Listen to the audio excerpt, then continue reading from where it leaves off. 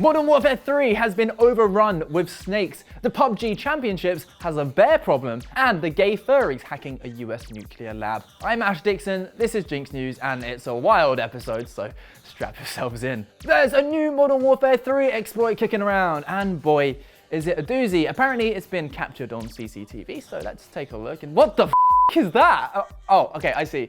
So apparently COD players have adopted the ability to turn into snakes, and it looks pretty hilarious. Essentially, a certain combination of controller settings and button presses allow people to run while they're prone. It's easier to do with a mouse and keyboard, but people have worked out how to do it on controllers too. The problem is, shooting snakes is pretty damn hard, leaving everyone attempting to play on the map terminal being like, I have had it with these motherfucking snakes on this motherfucking plane! The whole thing has been dubbed Snake 2.0, and apparently the devs are aware, with the Call of Duty Updates X account saying they're investigating an exploit that allows players to sprint and turn into super slippery, sneaky little snake boys. At the time of recording though, it still ain't fixed. Throw on top of that Gaia skin that makes you look like a literal shrub, and hey, it seems COD players have a lot to get annoyed about right now, as if those group bastards weren't hard enough to shoot already. I guess this is what happens when you pay full price for some DLC made in 16 months. The PUBG World Championships are underway, and there seems to be a bit of a problem with NPC polar bears. And look, I am British, so I don't claim to be a bear expert, although I am very familiar with George's mum. And even I know the old mantra, if it's brown, lay down, if it's black, fight back, or from personal experience, if it's white, well, good night.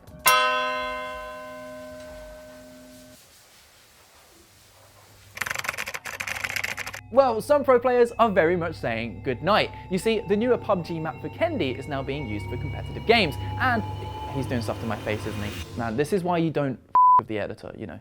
You just with his mum. You see, the newer PUBG map for Kendi is now being used for competitive games, and one of its exclusive features is polar bear caves. Their inhabitants roam around the surrounding area, and if anyone gets too close, well, they attack. The problem is, they are infamously difficult to kill. In fact, the main tactic right now is just to mow them down with a vehicle.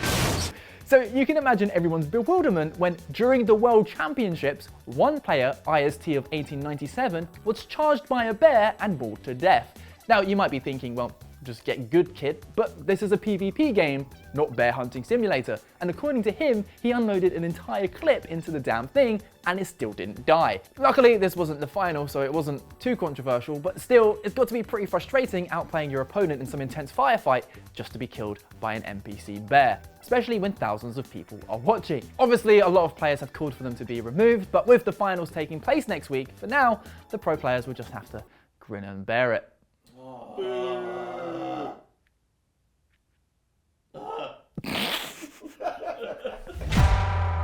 Right, this next story is rather strange, so I'm just gonna come out and say it. A group of gay furry hackers have hacked into one of America's biggest nuclear labs. Welcome to 2023, everyone. They're called SiegeSec, and no, I'm not being derogatory by calling them gay furry hackers. That's literally how they describe themselves. The Idaho National Laboratory is their target, and they aren't kidding around. They've posted a sample of the data they've obtained and are threatening to release huge amounts of employee data if their demands are not met. What are their demands, you ask? Well, they want the lab to research the creation of real-life cat girls, which I'm going to give you a second to process that, and yes, again, this is a real story. You see, there's this long-running meme that furries want to create a race of sexy human mutant cats. Obviously, those demands are impossible, but that hasn't stopped SiegeSec from targeting other big institutions too, like NATO. And you still might be thinking, but why? And honestly, you kind of just have to throw reason out of the window on this one. They literally start their posts with meow, meow, meow, meow, meow before going on about yummy data.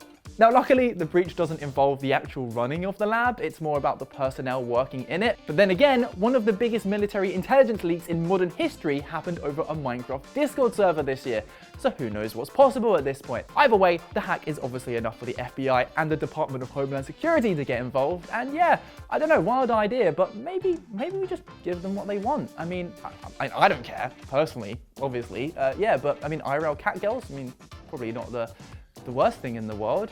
What the f is wrong with you? Okay, let's move on.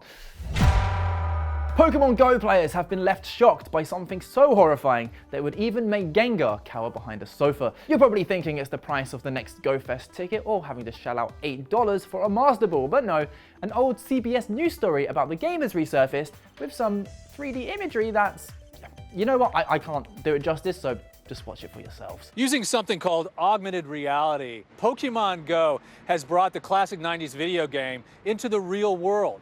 By tapping into your smartphone's GPS, clock, and camera, Pikachu and 150 of his little friends can now appear in your office, on city streets, or even here in New York Central Park. I mean, what did I just watch? I mean, why is Pikachu somersaulting off his shoulder? Why is Charmander pirouetting? And did anyone notice that they even added their own rock for Bulbasaur to stand on? For him just to lean against a tree that's a good 10 feet away? And by God, his poor Bulbasaur neck! Of all the many Pokemon media assets out there, this is what they came up with? I mean, local news stations obviously don't have the same resources as national ones do, but this probably still took some poor schmo quite a long time to render, which begs the question, why did they even do it in the first place? It just seems really unnecessary. If you're going to report the news, you don't need to rely on gimmicks and tomfoolery. Tell the story, inform the audience. This just encapsulates everything wrong with the world today. All style, no substance. Every single person associated with this should be ashamed of themselves. The reporter, the producer, the camera person, the graphics op. It just shows a stunning lack of awareness, and they should feel very, very bad about themselves. For God's sake, George! And that's the show. Thanks for clicking on the video. I know there's an infinite amount of content for you to sift through, so I'm humbled that you watched me waffle on for this long. If you're new here, we make these every weekday. So like and subscribe, have a great weekend, and we'll see you on Monday.